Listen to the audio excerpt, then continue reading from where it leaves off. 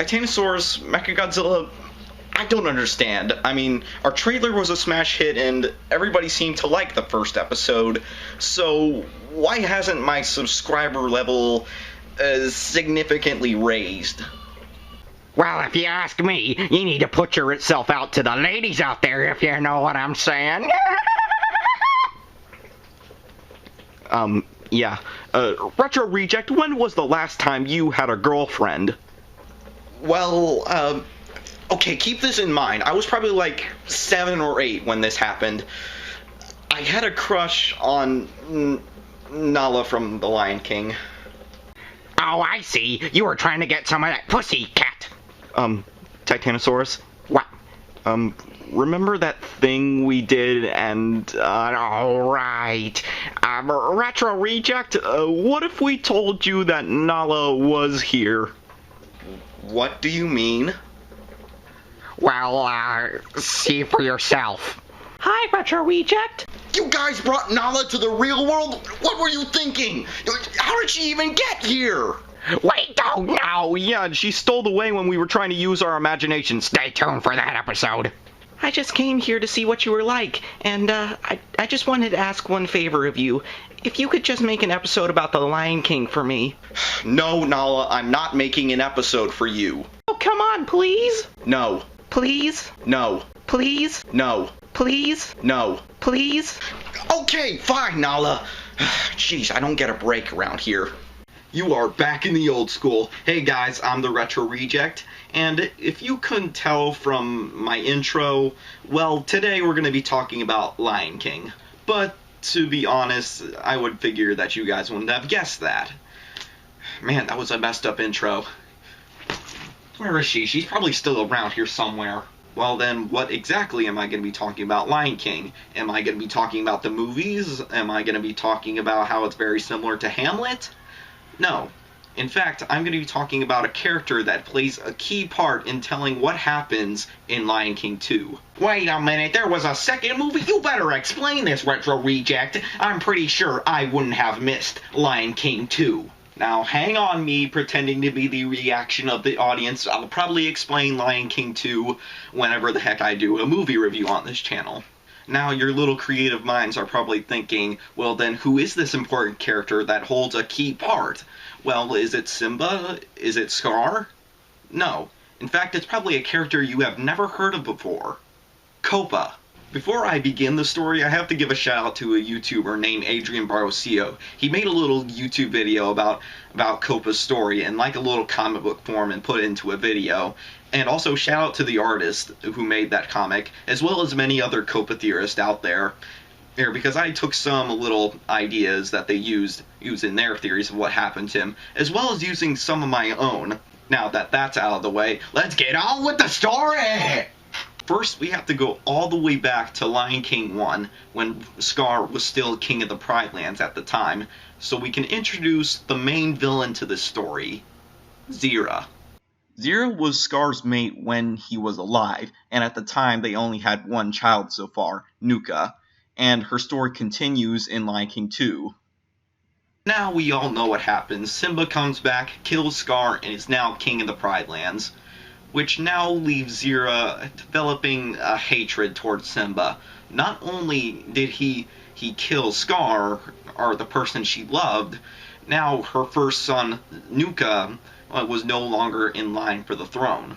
Shortly after, we get to see our first glimpse of Kopa as Rafiki's presenting him as the new prince of the Pride Lands. Kopa was Simba and Nala's first son, and then followed by Kiara, their first daughter, who was the main character in Lion King 2, and then shortly followed after by Kion, who was the main character in the Lion Guard series. Man, Simba and Nala sure have an obsession with the letter K, considering that all their children's names start with the letter K. This fan art was made by Hydra Carina, and this is to show the appearance of Simba and Nala's 3 children, from left to right, Kopa, Kiara, and Kion. Well then, why do I think that this cub being presented is Kopa and not Kiara?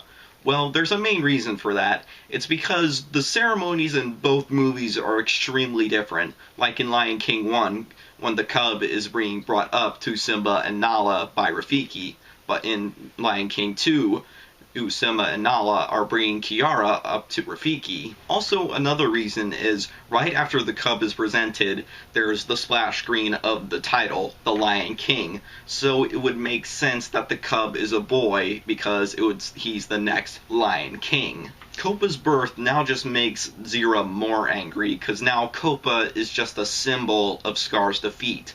But she knows she just has to deal with it because if she leaves Pride Rock, she can't really survive long out on her own.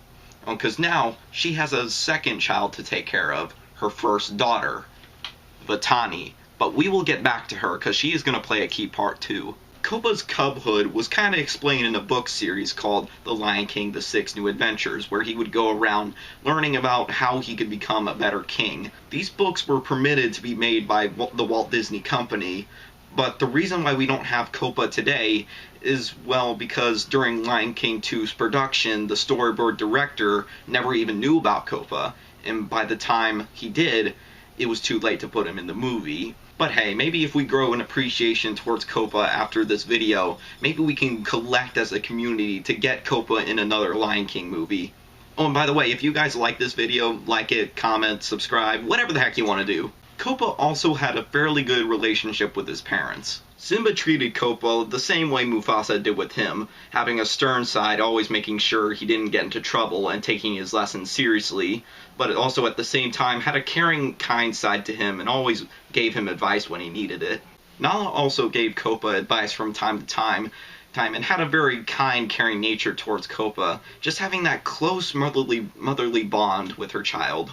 Kopa really loved his parents, but at the same time, he felt left out, because his father couldn't always take Kopa to solve problems for the kingdom, as well as his mother having to constantly leave to go on the hunt.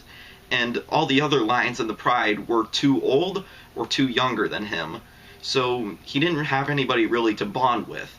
It wasn't until one day he met Vitani. See, what I tell ya, she's gonna be important now. Kopa and Vitani pretty much became friends right away, and they played with each other every day.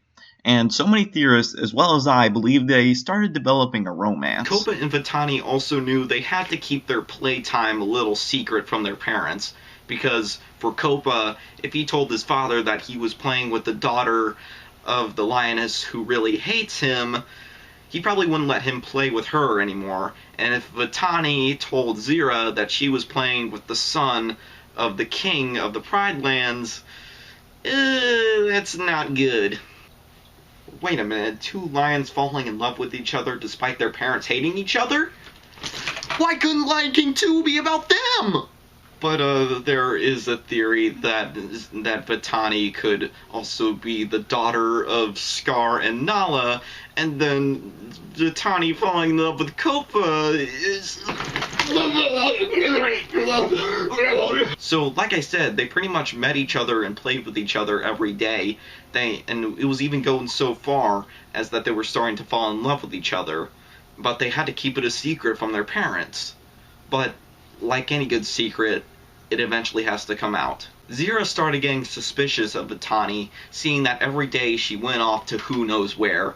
So one day, she followed her, and what a surprise, she was meeting Kopa.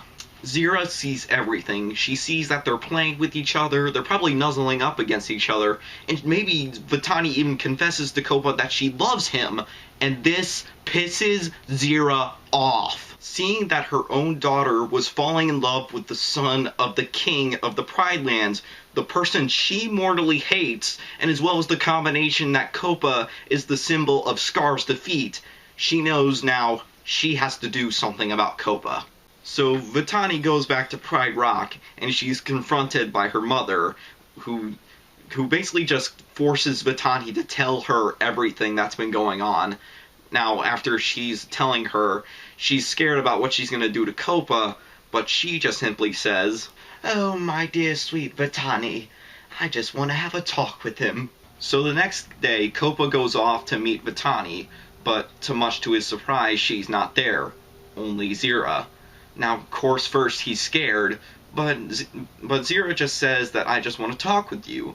And that truly is what she wants to do right now, because she realizes Kopa could be some worth to her.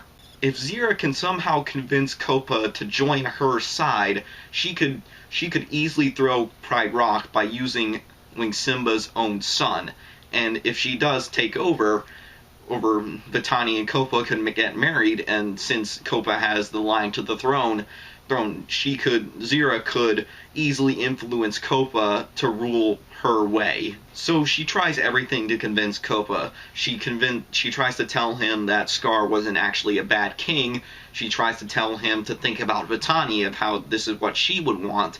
And she probably even threatens that she is going to kill him if he doesn't accept. But Kopa is not buying it. He is just too devoted to his parents. So Zira just gets fed up and strikes Kopa. Kopa now realizes that he's in real danger, so he tries to run back to Pride Rock, trying to get anybody's attention that he's in trouble. But with Zira being the expert hunter and older than Kopa, she catches up with him and just starts mauling him to death. So Simba and Nala, they start to get a little bit worried because Kopa hadn't returned yet. So they go out into the Pride Lands looking for him, and they eventually run into Zira. And they ask, have you seen Kopa? She first plays the innocent card of like, oh no, I don't know where he is. And then she says, oh, does he look like this? Does he look like this? And they say yes. And she reveals Kopa's corpse. Nala and Simba are now just heartbroken. Nala goes up to Kopa's corpse and desperately tries to get him to wake up. But she fails. And Simba's just standing there seeing Nala just so upset. And then he turns to Zira and exiles her on the spot to the Outlands. And Zira gladly accepts. She goes back to Pride Rock, gets Nuka, Vitani, and any other Pridelander who thought that Scar was still the rightful king. And they go to the Outlands. Vitani is curious of why they're leaving, is until she realizes that Kopa's dead. Now, you're probably also thinking, well, then why isn't Vitani a sad person in Lion King 2? Why is she just as evil as her mother? Well, it's very obvious of what I could see. Now, the Outlands, as you can tell, is basically just a barren desert with barely any food or water, so you would think that Vitani would have to basically give up her emotional attachments towards Kopa and more focus on survival. Another fairly obvious reason is, well, Vitani does grow up with Zira, who is a very manipulative lion, and so she could have easily convinced Vitani of something else, like saying that it was Simba's fault, that the reason why Kopa is dead. So that's probably why Vitani is so against Simba in Lion King 2. Meanwhile, back at Pride Rock, things aren't doing so well. Simba is still heartbroken from Kopa's loss, and as a king, he's not making right decisions. But the one who really takes the most is Nala. She basically falls into a depression, and since she is the leader of the hunt of the Pride, the other lionesses, they're not bringing as much food as they normally would. And if Kiara was born at the time, she would have been starting to be a little neglectful of her. It wasn't until later Simba learned his lesson that he learned when he lost Mufasa, is that you can't really dwell too much on the past. So he kind of just snaps out of it, and as well he snaps Nala out of her depression, and of course they mourn for the loss of Kopa, but they know they have to move on, and eventually everything just goes back to normal. So yeah, that's pretty much the end of Kopa. Or is it? Put those box of tissues away, people, because what I believe, and as well as many other theorists believe, is that Kopa could actually still be alive.